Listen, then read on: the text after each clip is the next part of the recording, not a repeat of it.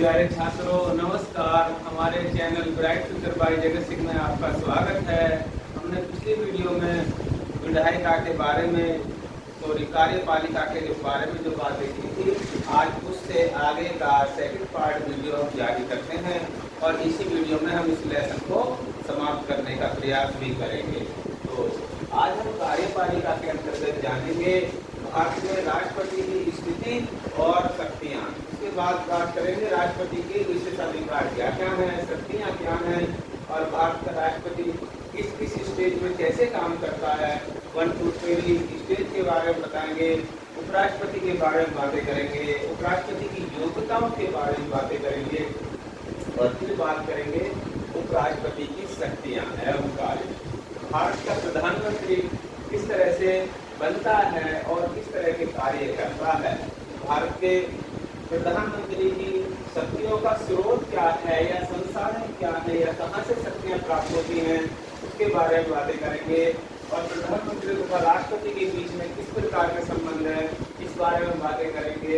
और प्रधानमंत्री तथा मंत्री परिषद में कैसा ताल्लुकात होते हैं, उनके बारे में बातें करेंगे। और प्रधानमंत्री और संसद में किस तरह के ताल्लुकात होते हैं, उसके बारे में बातें करेंगे।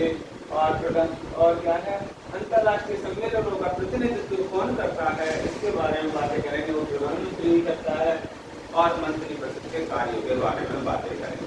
इस प्रकार से हमारा लेसन पूरा हो जाएगा। तो कार्यपालिका लेसन के अंतर्गत पहले बात करते हैं भारत के राष्ट्रपति की स्थिति और शक्तियाँ। प्यारे छात्रों, भारतीय संविधान के अनुच्छेद 74 अनुच्छेद 74 में कहा गया है कि राष्ट्रपति की सहायता के लिए तथा उसे सलाह देने के लिए एक मंत्री परिषद होगी, जिसका प्रधानमंत्री होगा और राष्ट्रपति अपने कृत्यों का उपयोग करने के लिए मंत्री परिषद की सलाह लेगा या मंत्री परिषद की सलाह के अनुसार ही कार्य करेगा। अतः वास्तविक शक्तियाँ मंत्री परिषद तथा संसद में निहित हैं, है ना। हम ये नहीं कह सकते कि वास्तविक शक्तियाँ राष्ट्रपति में निहित है। वास्तविक शक्तियाँ मंत्री परिषद तथा संसद में निहित हैं। बात करते हैं राष्ट्रपति के विशेषाधिकार। राष्ट्रपति को कौन कौन से विशेषाधिकार मिले हुए हैं। राष्ट्रपति मंत्री परिषद से यह कह सकता है कि उसे अपने निर्णय पर फिर से विचार करना चाहिए, अर्थात मंत्री परिषद ने जो विधेयक राष्ट्रपति के पास स्वीकृति के लिए भेजा है, राष्ट्रपति उसे वापस कर सकते हैं और मंत्री परिषद से कह सकते हैं कि अपने इस विधेयक पर दोबारा से विचार करके देख लीजिए, दोबारा से विचार कीजिए। ऐसा हुआ भी है। 1997 में राष्ट्रपति KR नारायणन ने उत्तर प्रदेश में राष्ट्रपति शासन लागू करने का जो इनके पास विधेयक आया, उसे अपनी सिफारिश देने से मना कर दिया था, उसे लौटा दिया था। और क्या है, निषेधाधिकार, यानी राष्ट्रपति विधेयक पर अपनी अनुमति देने से इनकार कर सकता है। तो KR नारायणन जी ने अपने इस अधिकार का उपयोग 1997 में किया था। प्रधानमंत्री की नियुक्ति करने का राष्ट्रपति को अधिकार है, अर्थात प्रधानमंत्री की नियुक्ति राष्ट्रपति ही करते हैं। और क्या होता है, मोटे तौर पर जो बहुमत दल का नेता होता है उसको ही राष्ट्रपति बुलाते हैं। कभी कभी क्या होता है, आम चुनाव के बाद ऐसी स्थिति भी उत्पन्न हो जाती है या हो सकती है कि लोकसभा में खंडित जनादेश प्राप्त हो, अर्थात किसी भी पार्टी को पूर्ण बहुमत ना मिले। ऐसी स्थिति में राष्ट्रपति का रोल महत्वपूर्ण हो जाता है। ऐसी स्थिति में राष्ट्रपति को अधिकार है कि वो किस पार्टी या किस गठबंधन के नेता को प्रधानमंत्री के रूप में बुलाए, है ना, प्रधानमंत्री की शपथ दिलाए तथा उसे सदन में अपना बहुमत साबित करने के लिए करे। अब बात करते हैं राष्ट्रपति की शक्तियों। तो राष्ट्रपति के पास कार्यकारी शक्तियां हैं, सैन्य तथा राजनीतिक शक्तियां हैं, है ना। सेना की तीनों सेनाओं का जो प्रमुख है वो राष्ट्रपति ही होता है।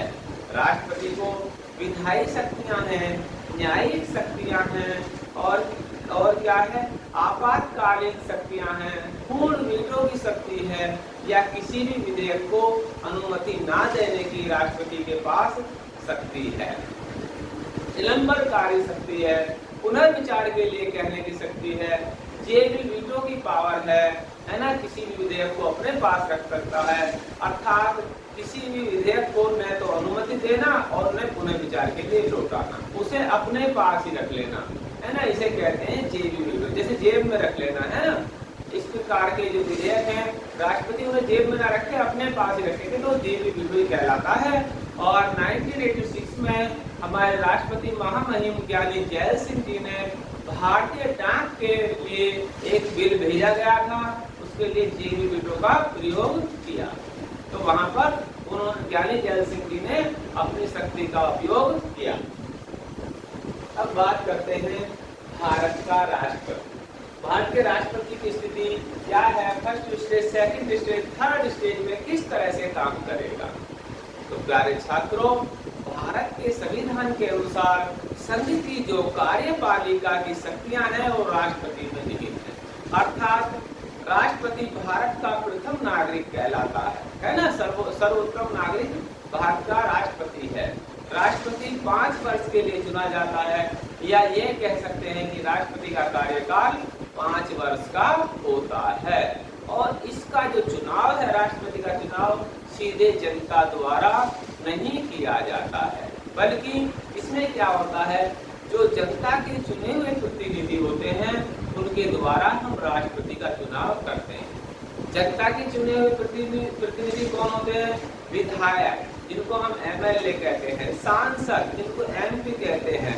और इसका जो चुनाव है समानुपातिक प्रतिनिधित्व प्रणाली के द्वारा होता है, और इसके लिए कम से कम 35 वर्ष की आयु होनी चाहिए।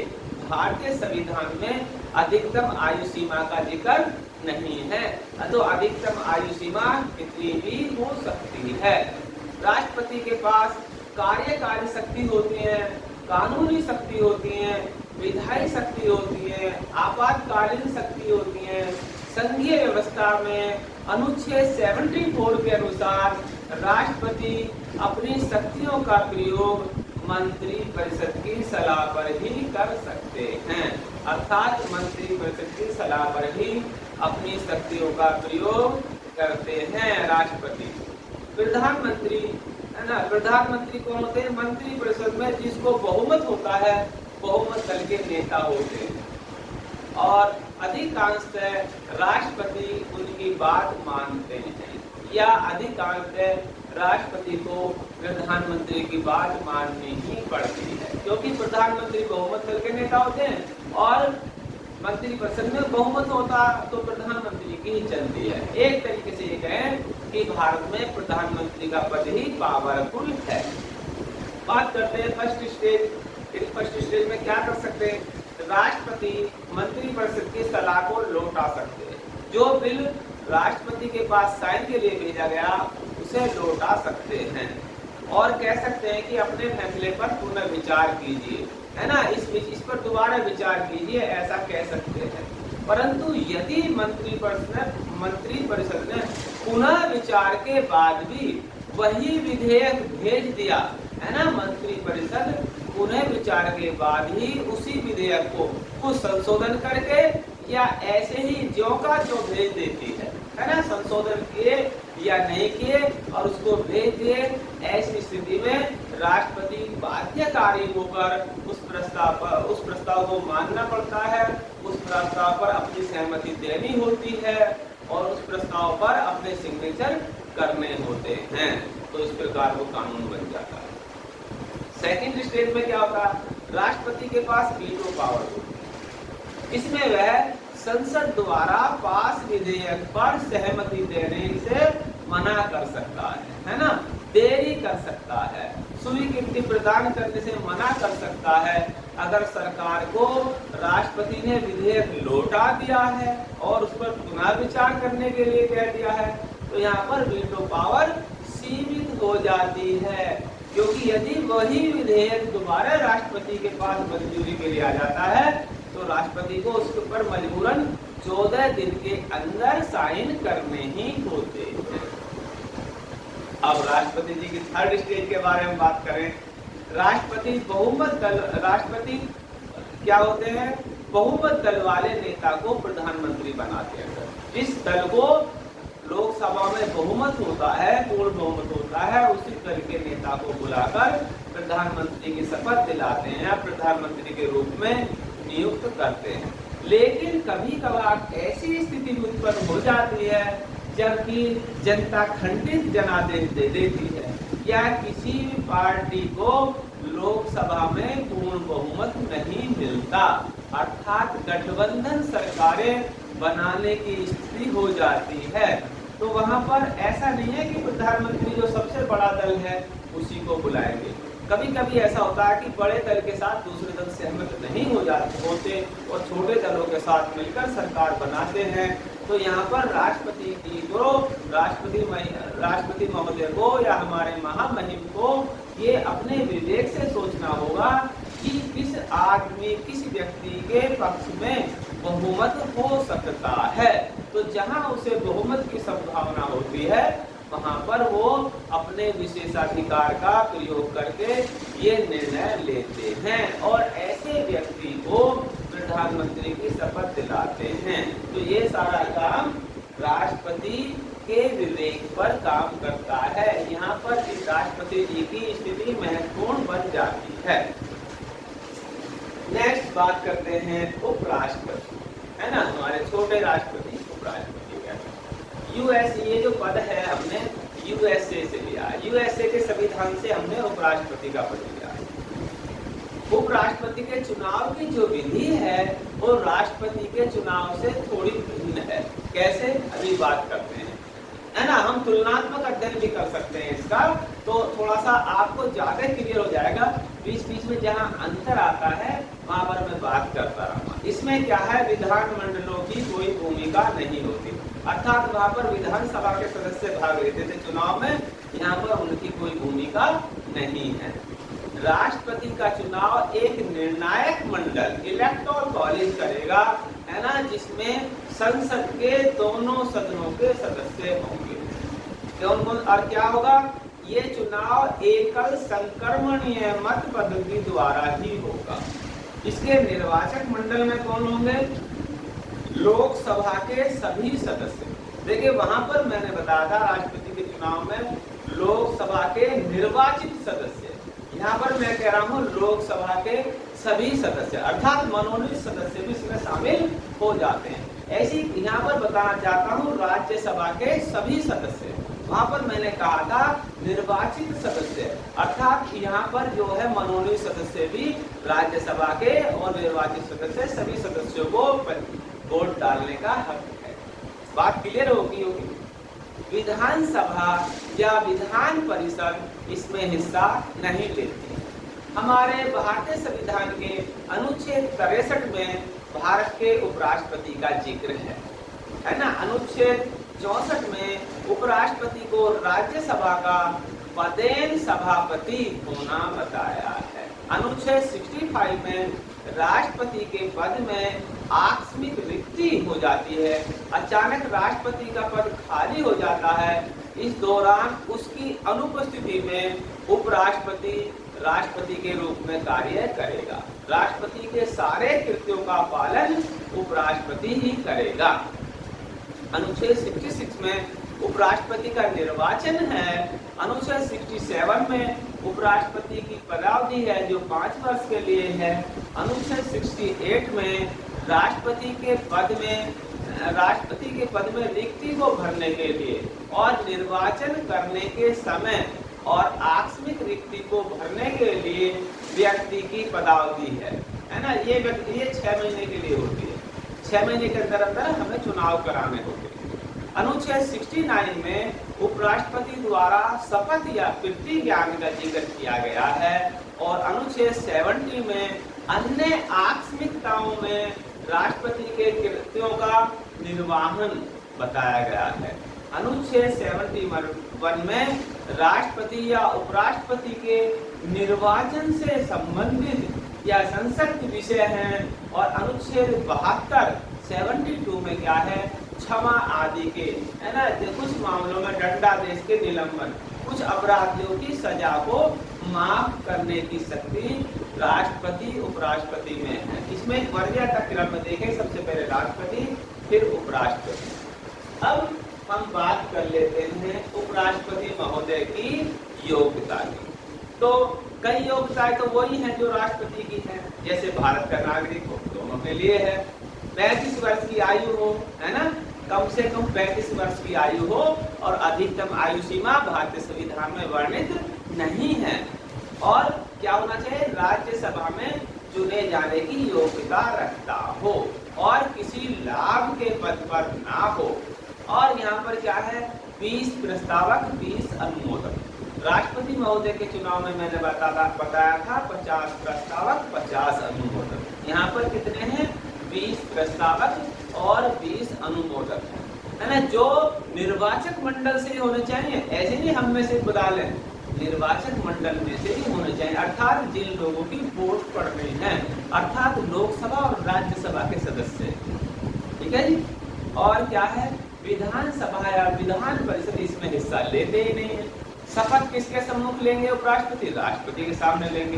त्याग पत्र किसको देंगे, त्याग पत्र भी राष्ट्रपति को देंगे, क्योंकि उपराष्ट्रपति का कार्यकाल 5 वर्ष का है। अगर 5 वर्ष से पहले उपराष्ट्रपति अपना पद त्यागना चाहें तो त्याग पत्र राष्ट्रपति महोदय को ही देंगे। हटाने की विधि क्या है ना, एक तो त्याग पत्र है, एक है संविधान का उल्लंघन। और प्यारे छात्रों, राष्ट्रपति महोदय पर महाभियोग चलाया जा सकता है, किंतु उपराष्ट्रपति पर महाभियोग नहीं चलाया जाता है। तो ये एक अंतर क्लियर आ गया। आप तुलनात्मक अध्ययन भी में इसका वर्णन कर सकते हैं। अब बात करते हैं उपराष्ट्रपति की शक्ति एवं कार्य। उपराष्ट्रपति की शक्ति एवं कार्य। तो उपराष्ट्रपति राज्यसभा के सभापति होते हैं, पदेन सभापति होते हैं, और राष्ट्रपति की अनुपस्थिति में, है ना, उपराष्ट्रपति क्या करते हैं, राष्ट्रपति की भूमिका में होते हैं, और राष्ट्रपति के जब पद पर आ जाते हैं उस समय राज्यसभा के सभापति का कार्य नहीं करेंगे। और प्यारे छात्रों, काम के अनुसार वेतन है। जब ये राष्ट्रपति का काम करते हैं तो राष्ट्रपति का वेतन मिलता है, जब उपराष्ट्रपति का काम करते हैं तो उपराष्ट्रपति का वेतन मिलता है। कोई उपराष्ट्रपति राष्ट्रपति के पद पर आ जाता है और फिर 6 महीने में चुनाव हो जाता है, फिर वापस अपने पद पर चला जाता है, तो उसे पुराना वेतन ही मिलेगा। क्लियर हो गया सबको। राज्यसभा के सभापति तो होते हैं, किंतु राज्यसभा के सदस्य नहीं होते। राज्यसभा के सभापति होते हैं, किंतु राज्यसभा के सदस्य नहीं होते, अतः इन्हें राज्यसभा में मत देने का अधिकार नहीं। परंतु यदि राज्यसभा में किसी बिल पर, कोई बिल अटक जाए, उस पर 50-50% वोट पड़ जाए, अर्थात पक्ष विपक्ष के बराबर वोट आ जाएं, तो वहां पर उपराष्ट्रपति को मत देने का अधिकार है, और उपराष्ट्रपति का मत वहां पर निर्णायक होता है, क्योंकि जिधर उनका वोट पड़ेगा एक हाथ हो जाएगा। उपराष्ट्रपति के चुनाव में यदि कोई विवाद हो जाए तो इसको सुप्रीम कोर्ट में ही सुलझाया जा सकता है, तथा जब तक सुप्रीम कोर्ट का निर्णय नहीं आता तब तक उपराष्ट्रपति महोदय द्वारा किए गए सभी कार्य मान्य होंगे। अच्छा, अब हम बात करते हैं भारत के प्रधानमंत्री, है ना। भारत में प्रधानमंत्री एक ताकतवर पद है, शक्तिशाली पद है ना। वह लोकसभा में बहुमत दल का नेता होता है, अर्थात ये कहें कि जब तक उस लोकसभा में बहुमत रहता है तब तक ही प्रधानमंत्री अपने पद पर रहते हैं, और लोकसभा में बहुमत होने पर प्रधानमंत्री अपना पद भी खो देते हैं। और प्रधानमंत्री अपने मंत्री परिषद के प्रधान होते हैं, और वही निर्धारित करते हैं कि उनकी मंत्री परिषद में कौन कौन मंत्री शामिल होंगे, और मंत्रियों को उनकी वरिष्ठता योग्यता के आधार पर विभिन्न मंत्रालय दिए जाते हैं। और मंत्री निम्न प्रकार के होते हैं, जैसे नंबर 1 के कैबिनेट मंत्री, इनको केंद्रीय मंत्री भी कहा जाता है, नंबर 2 है राज्य मंत्री, और नंबर 3 है उप मंत्री। इन तीनों प्रकार के मंत्रियों को मिलाकर हमारी बनती है मंत्री परिषद। मंत्री परिषद में कौन कौन होते हैं? कैबिनेट मंत्री, राज्य मंत्री, उप मंत्री। शायद क्लियर हो गया होगा। प्रधानमंत्री तथा समस्त मंत्री परिषद के लिए संसद का सदस्य होना अनिवार्य है। अर्थात हम प्रधानमंत्री बनने के लिए और मंत्री परिषद का सदस्य बनने के लिए हमें क्या होना चाहिए? संसद का सदस्य होना चाहिए। संसद के किसी भी सदन का सदस्य होना चाहिए। संसद का सदस्य हुए बिगड़ यदि कोई व्यक्ति मंत्री बन जाता है या प्रधानमंत्री बन जाता है तो उसे 6 महीने के अंदर अंदर क्या करना होगा? 6 महीने के अंदर अंदर उसे 6 महीने के अंदर अंदर उसे संसद का सदस्य बनना होगा। किसी भी सदन में चुनाव जीतकर आना होगा। किसी भी तरीके से उसे संसद सदस्यता स्वीकार करनी होगी। और यदि वो संसद का सदस्य नहीं बन पाता है तो उसे अपना पद छोड़ना पड़ता है ना। यदि वह व्यक्ति किसी भी तरीके से संसद का सदस्य नहीं बनता है तो उसे अपना पद छोड़ना पड़ेगा। और यदि किसी मंत्री के खिलाफ सदन में अविश्वास प्रस्ताव पास हो जाए तो उस मंत्री को अपना पद छोड़ना पड़ता है ना। केवल उसी मंत्री को अपना पद छोड़ना पड़ेगा। परंतु यदि प्रधानमंत्री के खिलाफ अविश्वास प्रस्ताव पारित हो जाए या है ना, या प्रधानमंत्री की मौत हो जाए या प्रधानमंत्री स्वेच्छा से त्याग पत्र दे दें, अर्थात यूं कहें कि किसी भी प्रकार से प्रधानमंत्री का पद रिक्त हो जाए तो पूरी मंत्री परिषद को पद त्यागना पड़ता है। अर्थात पूरी मंत्री परिषद भी भंग हो जाती है। प्रधानमंत्री का पद रिक्त होने पर पूरी मंत्री परिषद भी भंग हो जाती है ना। तो प्रधानमंत्री मंत्री परिषद के किसी भी मंत्री का मंत्रालय बदल सकते हैं, मंत्रालयों में हेर फेर कर सकते हैं। अतः ठीक ही कहा गया है कि प्रधानमंत्री मंत्री परिषद की रीढ़ होता है, मंत्री परिषद की धुरी होता है ना। दूसरे शब्दों में ये कहें कि प्रधानमंत्री के बिना मंत्री परिषद का अस्तित्व ही नहीं है। तो एक प्रश्न कई प्रकार से आ जाता है। सिद्ध कीजिए कि प्रधानमंत्री मंत्री परिषद की रीढ़ है, संसद की रीढ़ है ना। सिद्ध कीजिए कि प्रधानमंत्री संसद की धुरी है या प्रधानमंत्री के बिना मंत्री परिषद का अस्तित्व ही नहीं है। ये बात साबित करिए, सिद्ध कीजिए। तो क्वेश्चन को हमारी राजनीतिक विज्ञान में थोड़ा घुमा दिया जाता है और वहीं पर हमारे बच्चे घूम जाते हैं। जो रट्टू बच्चे होते हैं वो वहीं पर घूम जाते हैं। जो क्लासों में आकर हमारी क्लासों में समझते हैं उनको ये समस्या नहीं आती, क्योंकि हम क्वेश्चन को कई तरीके से है ना, किस प्रकार से क्वेश्चन आता है इसके बारे में बात करते हैं, अपने अनुभव के अनुसार बातें करते हैं। तो जो बच्चे क्लासों से अक्सर अनुपस्थित रहते हैं वो गड़बड़ करते हैं। यदि वास्तव में परीक्षा भवन में उन्हें कोई ये बता दे कि इस प्रश्न का मतलब यही है तो वो बच्चे भी लिख कर आ सकते हैं। कहीं ना कहीं ये कमी खलती है। अब बात करते हैं हम प्रधानमंत्री की शक्तियों के साधन, या इसे यूं भी कह सकते हैं कि प्रधानमंत्री की शक्तियों के स्रोत। या क्वेश्चन ये भी बन सकता है कि प्रधानमंत्री को शक्तियां कहां से प्राप्त होती। तो सबसे पहले मैं बात करूंगा प्रधानमंत्री की मीडिया तक पहुंच। मीडिया जैसा दिखाना चाहेगी वैसे जनता देखे। लोकसभा का नेतृत्व प्रधानमंत्री करते हैं तो है ना, सर्वश्रेष्ठ नेता के रूप में होते हैं। अधिकारी वर्ग पर आधिपत्य होता है, दबदबा होता है। बात करते हैं हम प्रधानमंत्री तथा राष्ट्रपति।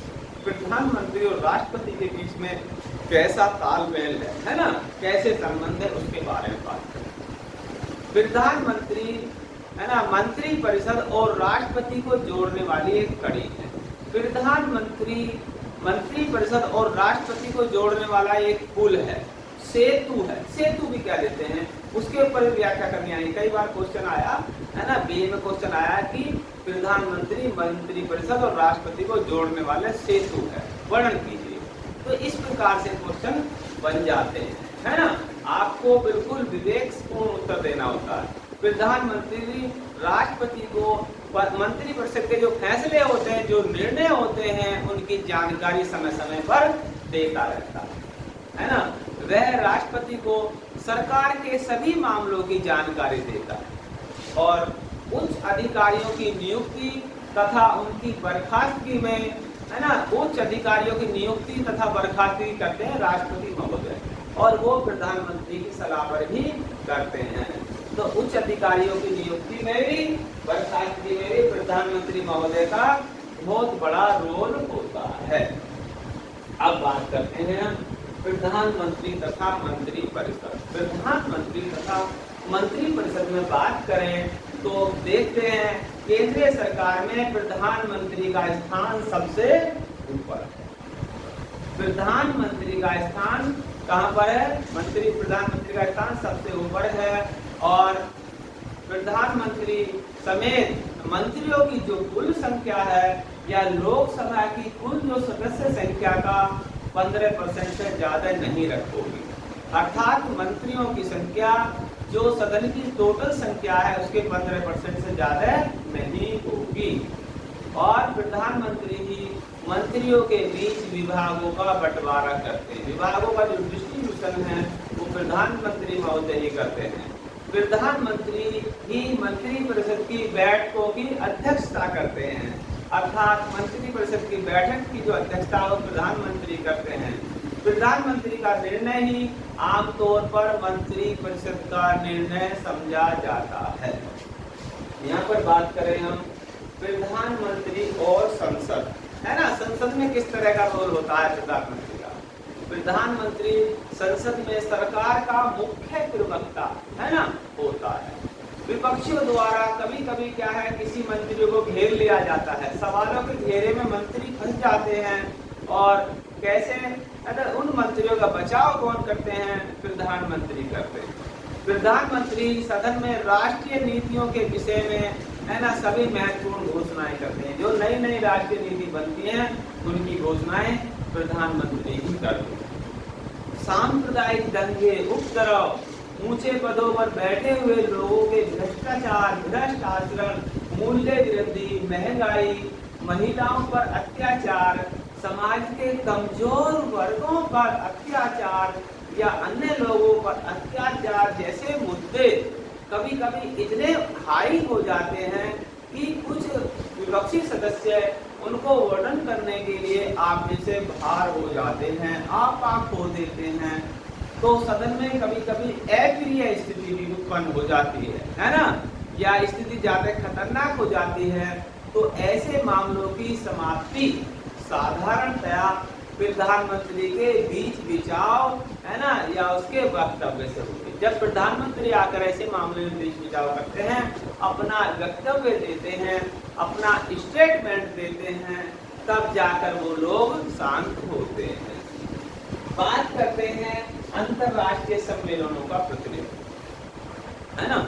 हमारे प्रधानमंत्री महोदय जो इंटरनेशनल सम्मेलन होते हैं उनका प्रतिनिधित्व भी भारत की तरफ से करते हैं। जैसे दक्षेस है, यूएनओ है, अन्य संगठन है, तो वहाँ पर हमारे प्रधानमंत्री भारत का प्रतिनिधित्व करते हैं। प्यारे छात्रों, भारत के जो प्रधानमंत्री हैं उनकी शक्तियाँ राजनीतिक परिस्थितियों पर निर्भर करती हैं। अब ये क्वेश्चन आता है कि भारत के प्रधानमंत्री की शक्तियाँ राजनीतिक परिस्थितियों पर निर्भर करती हैं, वर्णन कीजिए। इसमें आप क्या कह सकते हैं?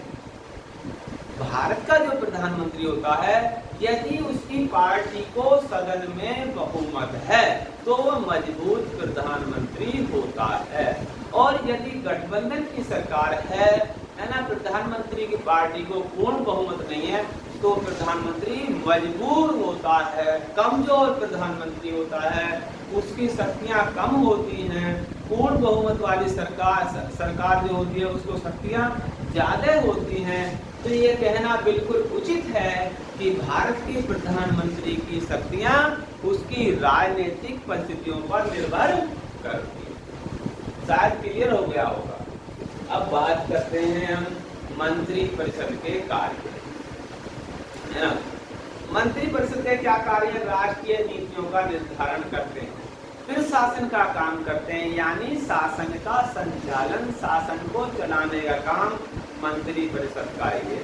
पूरे राष्ट्र की जो वित्त है, खजाना है ना, राष्ट्रीय वित्त पर नियंत्रण रखने का जो काम है वो मंत्री परिषद का है। आपातकालीन की जो स्थितियां हैं वो पूर्ण रूप से मंत्री परिषद पर निर्भर करती है, क्योंकि अब हमने संशोधन करके संविधान में ऐसा लिख लिया है कि जब तक मंत्री परिषद की लिखित सहमति आपातकाल के बारे में राष्ट्रपति महोदय के पास नहीं पहुंच जाती, तब तक लिखित मतलब सबके साइन होकर के तब तक राष्ट्रपति महोदय आपातकाल की घोषणा नहीं करेंगे। मंत्री परिषद के पास विधायी कार्य भी होते हैं। ठीक है, तो आज की वीडियो में हम इतना ही जानेंगे। ये लेसन हमारा यहीं समाप्त हो जाता है।